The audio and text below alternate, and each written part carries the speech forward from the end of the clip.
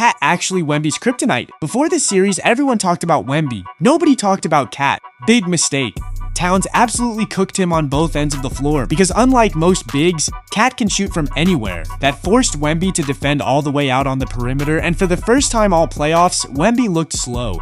Cat kept blowing past him, attacking the rim, and the Spurs had no answer. But the real shock was on defense. Cat stayed disciplined, contested everything, and made Wemby uncomfortable all night. Possession after possession, Wemby started turning down shots and looked hesitant to attack. Then Cat bullied him on the glass, grabbing rebounds and scoring easy putbacks right over him. By the fourth quarter, it felt like Wemby had no solution. So here's the question nobody expected to ask. Did Karl Anthony Towns just expose the blueprint for stopping Victor Wembanyama, or is Cat actually Wemby's kryptonite?